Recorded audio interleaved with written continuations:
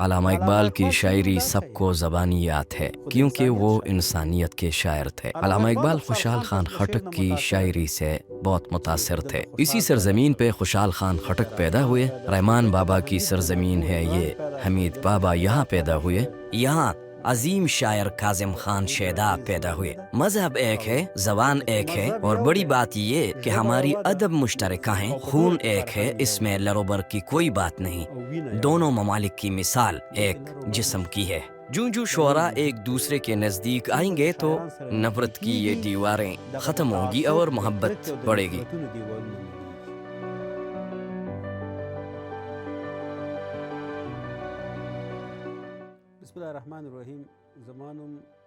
میرا نام لال پاچا ہے اور تخلص ازمون ہے۔ میں نے پی ایچ ڈی تک کابل یونیورسٹی سے پڑھا۔ میری زندگی، میری سرگرمیاں میری ادب کے میدان اور صحافت کے میدان تک محدود ہیں۔ طالب علمی کے دور سے ادب سے محبت تھی۔ پرائمری کے بعد پھر آگے میں نے پڑھا، گریجویشن کیا، ماسٹر کیا اور پی ایچ ڈی کیا۔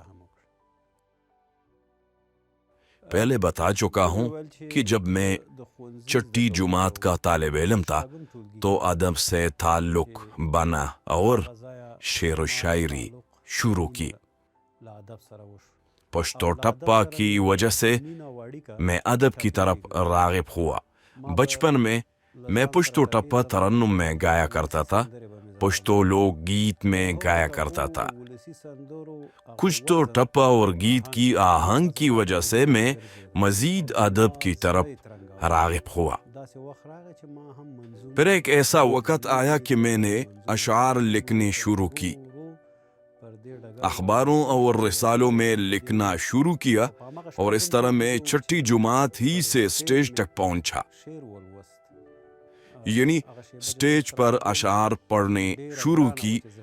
اب بھی جب میں سوچتا ہوں تو یہ ایک مشکل کام تھا کہ میں اسٹیج پر جا کے لگ بھگ 1000 بندوں کے سامنے شاعری کروں۔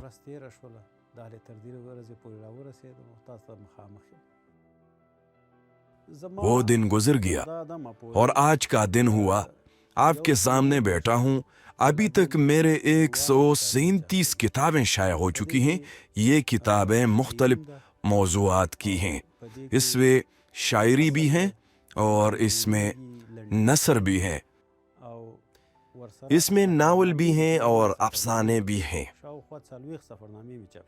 اس میں مختلف سفرنامے بھی ہیں، کیونکہ میں نے بہت زیادہ سفرنامے لکھے ہیں۔ کوئی 40 کے قریب میرے سفرنامے شائع ہو چکے ہیں۔ اس میں تالیفات بھی ہیں، مختلف شعراء کے کلام میں نے ترتیب و تدوین کر کے شائع کیے۔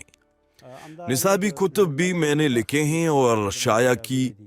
اور جب میں یونیورسٹی میں درس و تدریس سے وابستہ تھا تو اس وقت میں نے نصاب کی کتابیں لکھی اور شائع کی۔ اس طرح صحافت کی میدان میں بھی میں نے کتابیں لکھی۔ یہ جب میں صحافی کی حیثیت سے کام کرتا تھا اسی وقت صحافت سے بہت لگاؤ تھا، صحافت سے بھی لگاؤ طالب علمی کے دور سے تھا، اور اسی وقت سے میں اخبار میں کام کیا کرتا تھا۔ اس کے ساتھ ساتھ میری 45 کتابیں جو میں نے لکھی ہیں لیکن شائع نہیں ہوئی ہیں۔ یہ ادبی کتب ہیں، اس میں ناول بھی ہیں۔ 3 کتابیں ناول کی ہیں میری جو تیار ہیں لیکن شائع نہیں ہوئی۔ اس طرح تحلیقی کتابیں بھی ہیں۔ میں ہر سال اپنے سامنے ایک ٹارگٹ رکھتا ہوں۔ میں پوری سال کے لیے ایک ترتیب بناتا ہوں کہ میں اس سال میں نے کیا کرنا ہے، اس کے مطابق کام کرتا ہوں۔ اس سال میں نے ارادہ کیا ہے کہ 20 کتابیں لکھوں گا اور شائع کروں گا۔ پچھلے سال بھی میں نے 20 کتابیں لکھی تھی اور شائع کی تھی۔ بس کتاب کے ساتھ میری زندگی ہے اور کتاب سے میرا تعلق۔ میری زندگی کی پہلی معلمہ جس نے مجھے راستہ دکھایا، چلنا سکھایا، مجھے اشعار سکھائے، مجھے میٹھی بولی سکھائی اور مجھے پیار اور محبت دی اور شاعری کو میری خون کا حصہ بنایا۔ وہ ہے میری والدہ، وہ میری زبان کی معلمہ تھی اور وہ میرا پشتو ٹٹوا تھا۔ میں پشتو زبان کو اپنی ماں کی طرح دیکھتا ہوں۔ وہ جو کہتے ہیں نا کہ مادری زبان، تو میرے منہ میں یہ پیار بری محبت بری زبان میری والدہ نے رکھی۔ والد نے مجھے بزرگوں کی کہانیاں سنائی، مجھے تاریخ پڑھایا۔ یہ دونوں شخصیات میرے لیے بہت اہم تھے اور میرے سر کا سایہ تھا اور میں ان کا لاڈلا بچہ تھا۔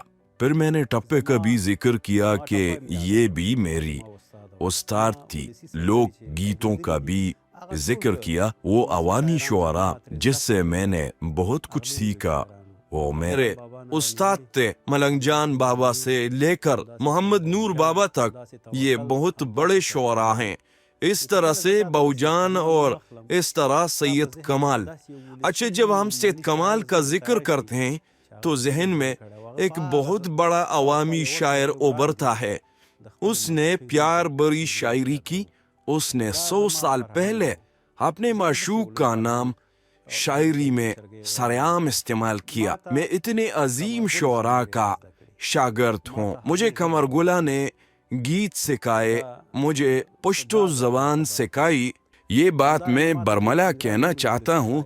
اور اس طرح ننگرہار کے دوسرے عوامی شعراء نے مجھے بہت کچھ سکھایا۔ مجھے جینا سکھایا، مجھے کٹھن راستوں میں آسان راستہ دکھایا۔ مجھے ملنگ جان نے تعلیم کے راستے پہ ڈالا۔ مجھے ننگ اور غیرت کے گیت ملنگ جان نے سکھائے۔ اپنی زبان سے اور اپنی قوم اور مٹی سے پیار کرنا عوامی شاعروں سے میں نے سیکھا، جیسا کہ محمد نور بابا، شیخ احمد خان، توکل خان اور اس طرح کافی نام۔ سب کے نام لینا مشکل ہوگا، پھر آغاز سے ان کے نام لوں گا جن سے میں نے زبان سیکھی، ان سے میں نے باتیں سیکھی، ان سے میں نے پشتو اور پشتون ولی سیکھی۔ ان کا نام تھے رشدین بابا، اس طرح رشاد بابا، میں نے جس سے سیکھا ہے، اور اس طرح بختانی صاحب سے میں نے سیکھا، اور اس طرح استاد سمیم میرے اساتذہ میں سے ہیں۔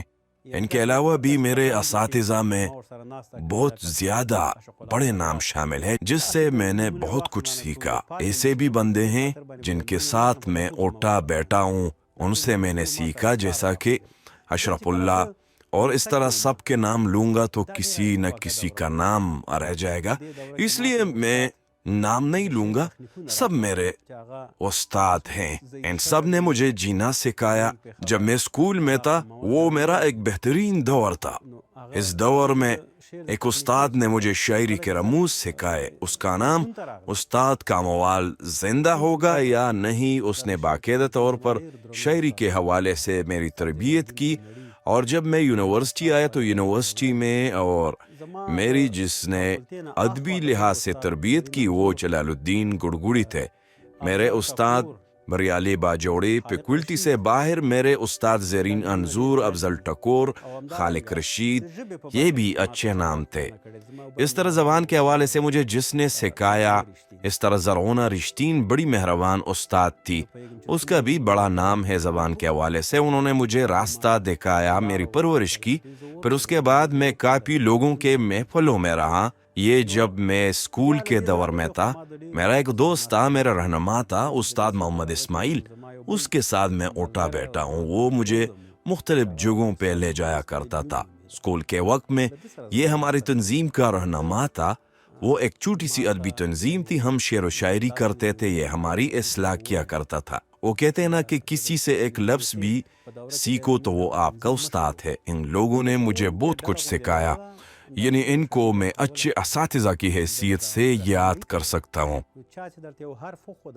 پھر اور بھی کچھ اساتذہ اس طرح ملوک راؤن جو ابھی اس فیلڈ میں نہیں ہے، کسی اور جگہ پہ مصروف ہیں. اس طرح اور بھی کافی لوگ ہیں جن کے تقاریر اور تحاریر سے میں بہت زیادہ مستفید ہوا.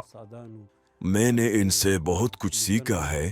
یہ وہ لوگ ہیں جنہوں نے مجھے آزمون بنایا، مجھے قلم پکڑایا، مجھے حوصلہ دیا اور داد دی اور میری بہت حوصلہ افزائی کی. اب اگر سینئر شعراء کی طرف آئیں تو ان میں کافی لوگ تھے جس نے مجھے شعر و شاعری کی طرف راغب کیا. ایک اور بات میں کہنا چاہتا ہوں کہ میری ادبی سفر کی کامیابیوں اور میری بنیادی تربیت میں خیبر پختونخوا کے پشتون شعراؤں کا بہت ہاتھ ہے. رحمت شاہ سائل صاحب سے لے کر درویش درانی تک، عبدالرؤوف زاہد صاحب، اندیش شمس القمر صاحب، نور البشر نوید صاحب، یہ وہ لوگ ہیں جن کو میں باقاعدہ پڑھتا تھا. جب میں طالب علم تھا تو میں ان کی کتابیں پڑھتا تھا جس سے میرے ادبی جذبات ابھرتے تھے. باقی رہی بات پاکستان کے پشتون شعراء کا، یہاں پر پشتو ادب کے بہت بڑے نام ہیں جنہوں نے بہت زیادہ کام کیا. ان شخصیات کو پشتو ادب کبھی بھی فراموش نہیں کر سکتی، بلکہ پشتو ادب کے بنیادی لوگوں میں سے ہیں. وہ اس لیے کہ یہاں پر تحقیق کے میدان میں بہت زیادہ کام ہوا ہے. پاکستان میں پشتو ڈرامے پر بہت زیادہ کام ہوا، پشتو شاعری میں حد سے زیادہ اچھی شاعری ہوئی. پشتو ادب کے مختلف اصناف میں بھی یہاں بہت زیادہ کام ہوا، جیسے ناول، افسانہ. یہاں پر ایسے شعراء ہیں جن سے ہم نے بہت کچھ سیکھا. پختونخوا پشتو ادب کے لیے وہ سرزمین ہے جہاں پر خوشحال خان خٹک نے آنکھیں کھولی. یہاں رحمان بابا نے آنکھیں کھولی. یہ حمید بابا کی سرزمین ہے، یہ کاظم خان شیدا کی سرزمین ہے. اس لیے یہ سرزمین بہت عظیم ہستیوں کی سرزمین ہے. میں اگر اپنی بات کروں، ابھی جب مجھے یہاں پر 1 سال ہوا یا اس سے پہلے میرا آنا جانا لگا رہتا تھا تو یہاں مجھے اچھی سی اپنائیت ہوتی تھی. مجھے یہاں کی فضا، یہاں کے لوگ، ان کے پیار اور محبت بہت اثر انداز ہوتا ہے، ایک اچھا اثر رکھتی ہے. اور میں اس جانب راغب ہوا کہ کچھ سیکھوں. یعنی جہاں پر بندہ سیکھتا ہو وہی ایک بندے کا درسگاہ ہوتی ہے. یہ میری درسگاہ ہے، یہ میری اپنی سرزمین ہے، یہ لوگ میرے اپنے لوگ ہیں، یہ ہوا میری ہے، یہ لوگ میرے ہیں. یہ میرے رگوں میں جو خون دوڑتا ہے یہ مجھے یہاں کے لوگوں کا پیار اور محبت کی یاد دلاتی ہے. یہاں کے لوگ خندہ پیشانی کے ساتھ پیش آنے والے لوگ ہیں. ان کا پیار اور محبت جو ہمارے افغانیوں کے ساتھ انہوں نے کیا ایک اچھی مثال ہے. اور اس پشتو زبان کے ساتھ انہوں نے جو کیا، پیار اور محبت، اپنی بات میں نہیں کروں گا، لیکن اس پشتو زبان کی ترقی کے لیے یہاں پر جتنا کام ہوا بہت بڑی بات ہے. اس جذبے کی کوئی قیمت نہیں. یہ کام پیسوں سے نہیں ہوتا، یہ کام سونے چاندی سے نہیں ہوتا، دولت سے نہیں ہوتا. سلطان محمود غزنوی نے ان کے ہاتھ میں سونا نہیں دیا ہے. ان لوگوں نے ریڑی بان ہو کر، دیہڑی دار مزدور ہو کر، ان لوگوں نے سلائی مشینیں چلا کر اس سے پیسہ کما کر پشتو زبان پر لگایا. ان لوگوں نے مشکل حالات میں شاعری کی، ادبی سرگرمیاں جاری رکھی، ادبی تنظیمیں بنائی. ان کے پیر چومنے کے لائق ہیں. انہوں نے سرکاری فنڈز کا انتظار نہیں کیا بلکہ اپنی مدد آپ پشتوں کے لیے کام کیا. آپ دیکھیں رحمت شاہ سائل جیسے عظیم ترین انسان ایک کچے مکان میں بیٹھ کر سلائی مشین سے محنت مزدوری کرتا، پیسوں پر کپڑے سیتا تھا، لیکن پشتو ادب کے لیے ان کی خدمات بیش بہا ہے. یہاں پر کس کو بندہ نظر انداز کریں، یہ لوگ بالکل نظر انداز نہیں کیے جا سکتے. یہاں پر جو یونیورسٹیاں ہیں، تعلیمی ادارے ہیں، ان میں جو شعبہ جات ہیں، پشتو ڈپارٹمنٹ ہیں، انہوں نے پشتو زبان کے لیے بہت زیادہ کام کیا اور کر رہے ہیں. یہاں پر تعلیمی اداروں میں پشتو زبان کی شعبہ جات کھولنا بہت بڑا کارنامہ ہے۔ جس نے بھی کیا ہے یہی شعبہ جات اب شروع ہے، محنت کر رہے ہیں تحقیقی کام میں۔ میں یہاں ایک چھوٹا مثال دوں گا۔ باجوڑ کے علاقے کا ایک دانشور تھا، پی ایچ ڈی اسکالر تھا، اشنا باجوڑی اس کا نام ہے۔ اس نے شیر عالم اور میمونہ کی داستان پر کام کیا۔ تو جب میں اپنے لوگ کہانیاں سنتا تھا تو میں شیر عالم میمونہ کی کہانیاں سنتا تھا۔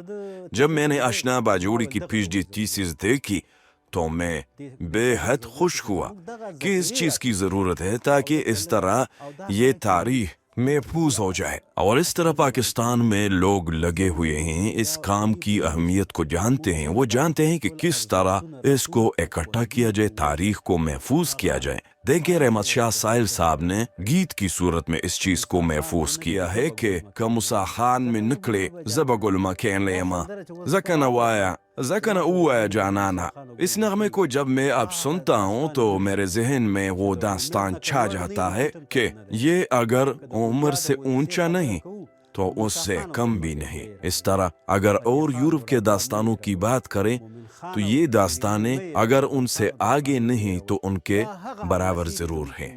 ایک اور داستان فتح خان اور رابعہ کو نہیں بولنا چاہیے۔ ایک اور داستان مومن خان اور شیرین کو بندہ کس طرح بولیں، ادم خان اور درخانے کو یاد رکھیں۔ یہ جتنی بھی تاریخ ہے یہ پاکستان کے پشتون شعراء نے محفوظ کیا ہے اور اس پر بہت کام کیا ہے۔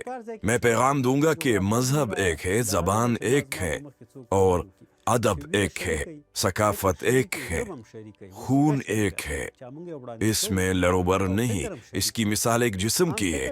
یہ جغرافیائی تقسیم ہر جگہ پہ ہوتے ہیں۔ جب آپ کی زبان مشترکہ ہو اور آپ کی سوچ اور فکر اور ثقافت ایک ہو تو پھر جسم کے مانند ہوتے ہیں کہ ہمارے خیالات ایک ہیں، ہمارا مفکورہ ایک ہے، ہماری سوچ ایک ہے، زبان ایک ہے، مذہب ایک ہے، دین ایک ہے، ہماری سرزمین ایک ہے، جڑی بوٹیاں درخت سارے ہمارے اپنے ہیں، زمین اور آسمان ہمارا مشترکہ ہیں۔ تو جب یہ ساری چیزیں مشترکہ ہیں تو یہ اپنا گھر سمجھنا چاہیے۔ جس طرح اپنے گھر میں بندہ رہ رہا ہو اس طرح ہمیں چاہیے کہ ہم آپس میں ایک ہوں، اور ادب اور فنون کا کوئی سرحد نہیں، اس کا کوئی بارڈر نہیں، کوئی سرحد نہیں ہوتی۔ ایک ذوق ہے، اگر اردو کی کسی شاعر کا کوئی شعر آپ کو پسند آئے تو کتنے پیار اور شوق سے آپ پڑھتے ہیں، اس کے آگے کوئی پابندیاں نہیں۔ علامہ اقبال کی شاعری سب کو یاد ہے، وہ انسانیت کے شاعر تھے۔ علامہ اقبال خوشحال خان کی شاعری سے متاثر تھے۔ علامہ اقبال یہ نہیں کہتے تھے کہ خوشحال کون ہے، کس قبیلے کا ہے۔ علامہ اقبال کے ذہن میں کوئی تعصب نہیں تھا، خوشحال کے ذہن میں بھی تعصب نہیں تھا، اس لیے تو اس نے فارسی میں بھی شاعری کی ہے۔ ہمارا ایک شاعر ہے امیر علی شیر، اس کا نام ہے پرانے دور میں گزرے ہیں۔ وہ اس وقت اپنی زبان کا خوشحال خان خٹک تھا، مگر اس نے فارسی میں بھی شاعری کی۔ زبان ایک وسیلہ ہے، زبان دوسروں تک اپنے افکار پہنچانے کا ذریعہ ہے۔ زبان ایک ہے، ثقافت ایک ہے، اور ہماری تو ثقافت مشترکہ ہے۔ جب ہماری ثقافت ایک ہو تو زبان تو ایک وسیلہ ہے۔ تو اس چیز کی بہت زیادہ ضرورت ہے کہ ہم آپس میں مل بیٹھ کر ایک انسانی فضا میں سوچ کر انسانی فضا قائم کریں۔ ہمیں انسانیت کی بنیاد پر سوچنے کی اشد ضرورت ہے، اس لیے کہ اصل چیز انسانیت ہے، یہ انسانیت کا زیور ہے۔ یہ جو انسانیت کے لفظ کو میں زور دے رہا ہوں یہ انسان کے اندر ایک زیور ہے۔ ہمیں وہ زیور چاہیے کہ وہ نمایاں ہو تاکہ یہ لوگ پیار اور محبت سے زندگی گزارے۔